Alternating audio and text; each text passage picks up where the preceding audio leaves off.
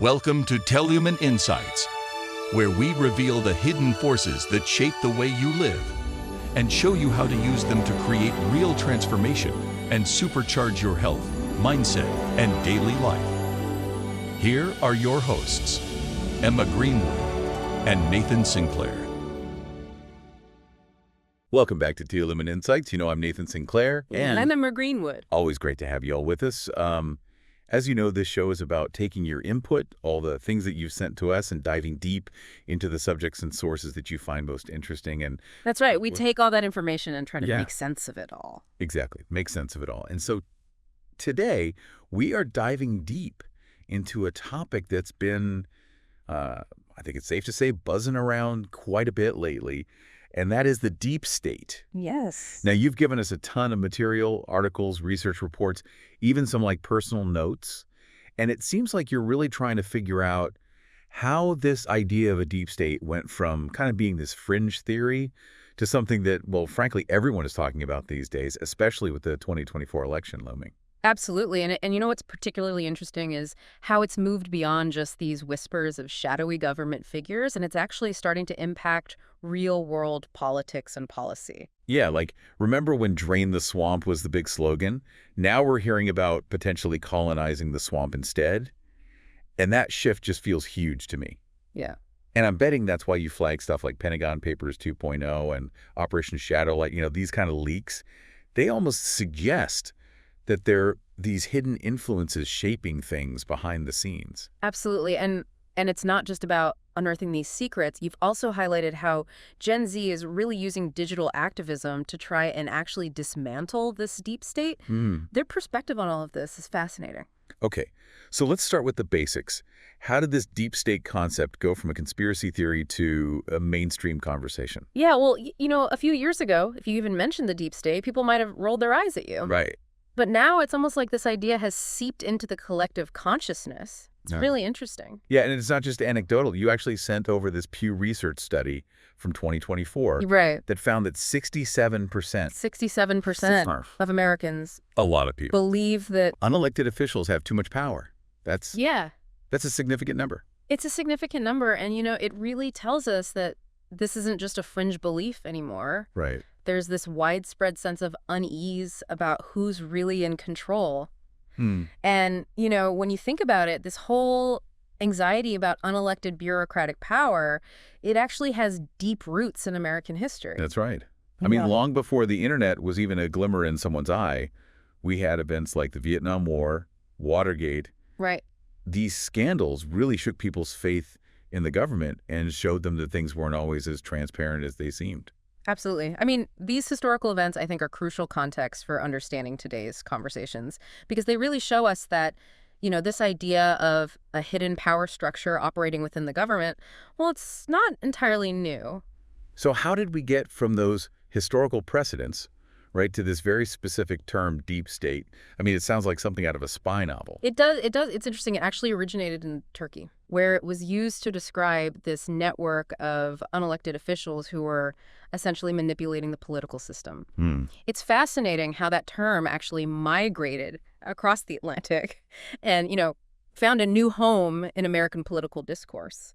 Yeah, what's really interesting is how social media has amplified this whole concept. I mean, you highlighted a stat that showed that deep state mentions online skyrocketed by 485% between 2016 and 2024. Wow. I mean, it's like the phrase went viral. Yeah, that massive jump really suggests that, this idea has moved beyond those fringes and into kind of everyday conversations. It's not a niche concern anymore. Okay, so we can agree that the deep state has gone mainstream, but is there any actual evidence that this hidden power structure is actually like collapsing or crumbling or being dismantled? Because some of the stuff that you sent over is, well, frankly, is pretty wild. Well, it's important to approach this with a critical eye. Not every claim about the deep state holds water. Right. But there are definitely some recent events that have kind of fueled these concerns and given them more legitimacy. Right, like Pentagon Papers 2.0. It sounds like a sequel we didn't ask for. Yeah, in 2023, leaked documents actually revealed some pretty questionable dealings within the Pentagon. There was misuse of funds, covert operations being kept secret from the public. It was a major scandal reminiscent of the original Pentagon Papers that exposed secrets about the Vietnam War. So it's like history repeating itself, Yeah. which kind of backs up this idea that there are these powerful forces within these agencies that are acting with a degree of autonomy that is concerning. Exactly. It really suggests that there are these systems within these institutions that operate outside of the usual checks and balances, and that can actually resist reform even when there's public outcry. Okay, that's the Pentagon, but then there's Operation Shadowlight. What's the story there? Yeah, this one's particularly interesting because it really shines a light on the influence of private corporations on government policy. Interesting. The investigation uncovered how these corporations were essentially pulling strings behind the scenes, shaping legislation and regulations to benefit their own interests. So not necessarily government officials in smoky back rooms, Right? but powerful corporate players calling the shots. I mean, that adds a whole other dimension to this deep state idea. It does. It shows that the deep state isn't always this monolithic entity. It can manifest in different forms involving various actors and networks of influence. And this Operation Shadowlight investigation, did it actually lead to any real consequences, or was it just a temporary scandal that blew over? Well, there were investigations and some attempts at reforms, but it's hard to say how much actually changed. Right. It did, however, fuel this narrative that powerful interests are working to protect their own agendas, even if it means undermining the public good. So we've got leaked documents, shadowy corporate influence. It's starting to feel like there's some real fire behind all this deep state smoke. Yeah, it's certainly more than just paranoid ramblings. I think there's enough evidence out there to suggest that things aren't always as they seem, and that the power dynamics within these institutions can be very complex and opaque. And it seems like younger generations, particularly Gen Z, are really picking up on this. Yes. They're not just passively accepting the status quo. They're using technology to try and expose these hidden power structures. That's right. And, they're not just protesting in the streets. They're using their digital savvy to actually demand transparency and accountability, which is interesting. So how are these so-called digital warriors actually making a difference? Are they actually dismantling the deep state? Well, one of their biggest weapons is information. Right. They're using social media to expose corruption, share leaked documents, and really mobilize public opinion. It's all about bringing what's happening in the shadows out into the light. So are they succeeding, or is it just a lot of online noise? It's more than just noise. I think in 2024 alone, we saw a huge surge in digital activism. The hashtag #TransparencyNow garnered over 1 billion views globally. Yeah. And actually led to resignations in 47 different governments. So that's a pretty clear indication that these online movements can actually create real-world change. Okay, that's impressive. But the material you sent also includes a lot about Donald Trump and his role in all of this. Right. I mean, didn't he basically build his entire political identity around fighting the deep state? He absolutely did, and his Drain the Swamp slogan really resonated with a lot of people who felt that the system was rigged against them. But now it seems like he's not just trying to dismantle the deep state. He's trying to, well, you use the word colonize it. Yes, and that shift is really at the heart of what you're trying to understand, isn't it? Has he actually drained the swamp, or has he just created a new one? Okay, we need to unpack that. What has Trump actually done that suggests he's trying to colonize the deep state? What evidence is there of institutional resistance to reform? And how do these proposed changes to the civil service affect government accountability? Welcome back to Teolumen Insights. Picking up right where we left off, digging into the deep state, its evolution, and how it's playing out in today's world. Okay, so before the break, we were talking about how Trump's approach to the deep state has kind of shifted from this drain the swamp to something a lot more well complicated. And you use the word colonize, which really stuck with me. It's almost like he's trying to reshape these institutions in his own image rather than dismantle them.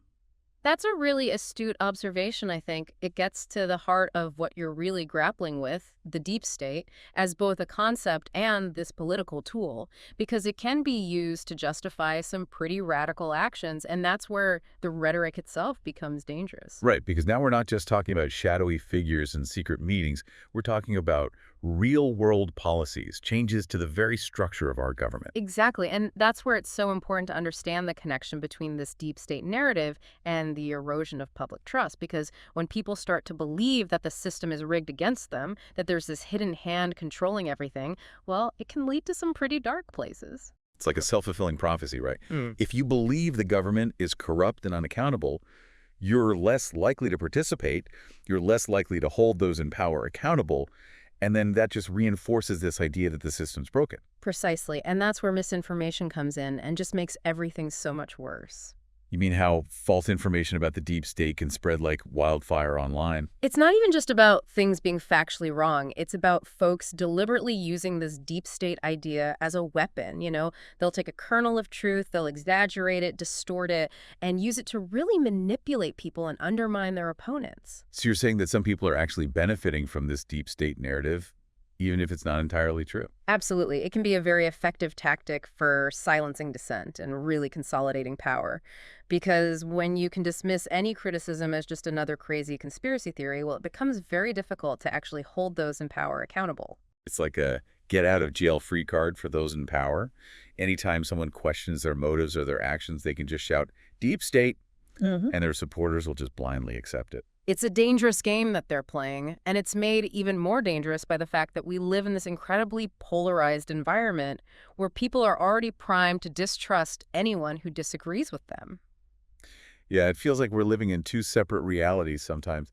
How do you even have a conversation about something as complex as the deep state when everyone's so entrenched in their own beliefs? It's a huge challenge, but I think it starts with recognizing that there's often a grain of truth embedded within these misinformation campaigns. Okay.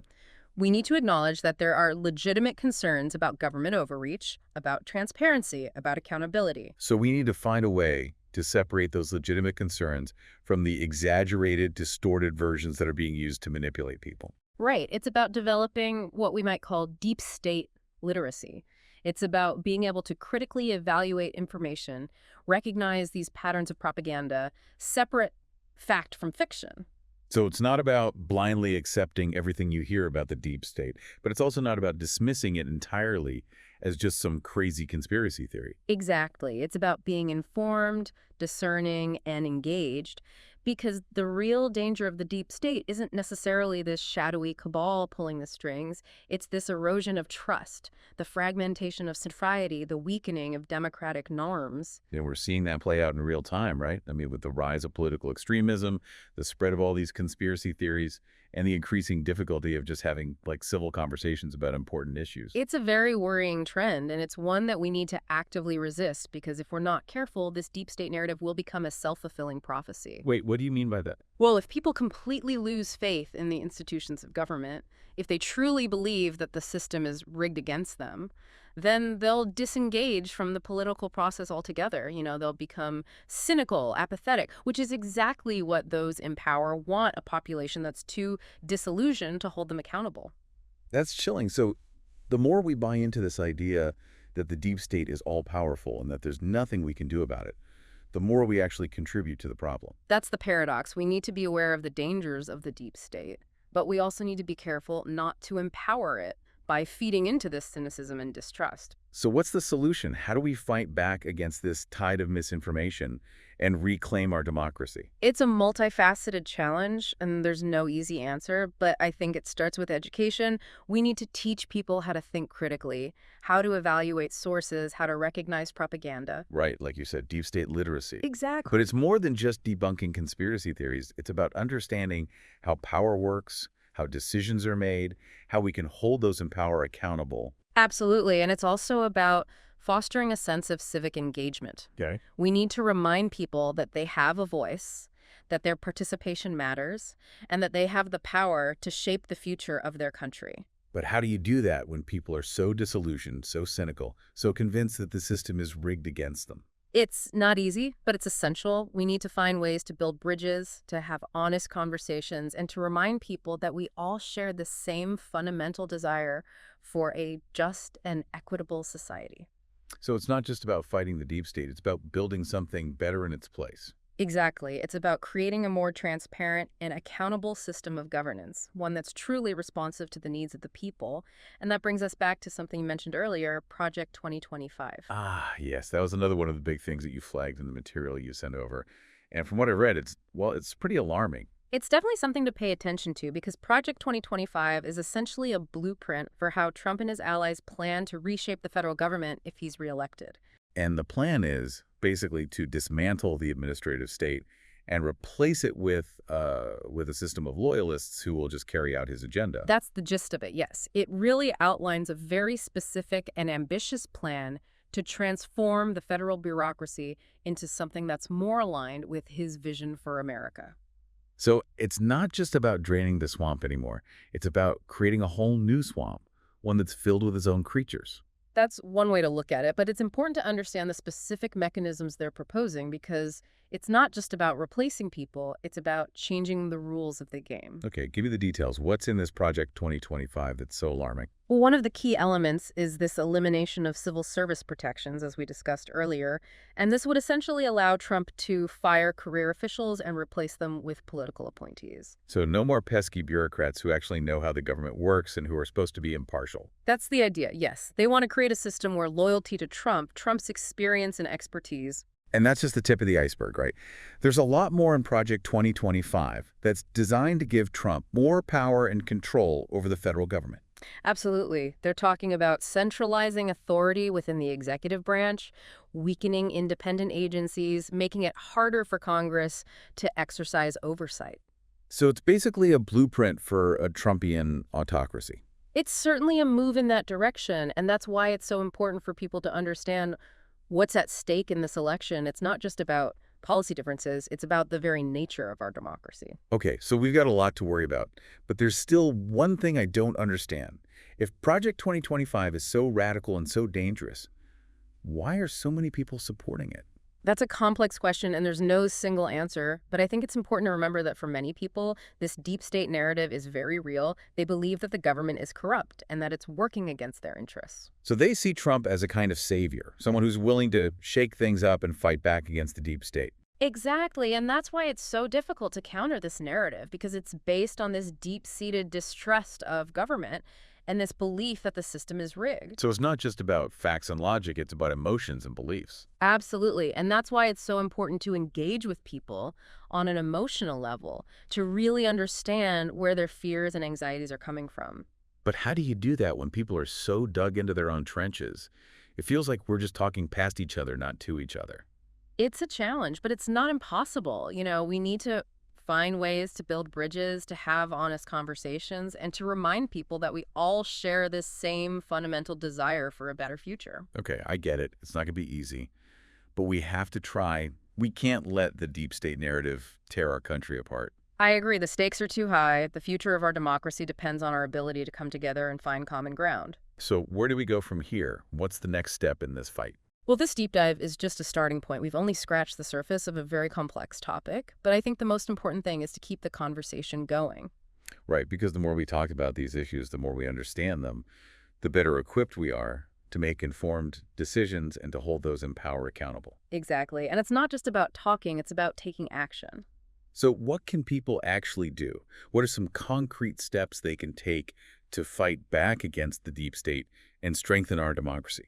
Well, that's conversation for our next installment. We'll explore some practical ways to get involved, from supporting organizations that are working for transparency and accountability to engaging in digital activism and to having those difficult conversations with friends and family members.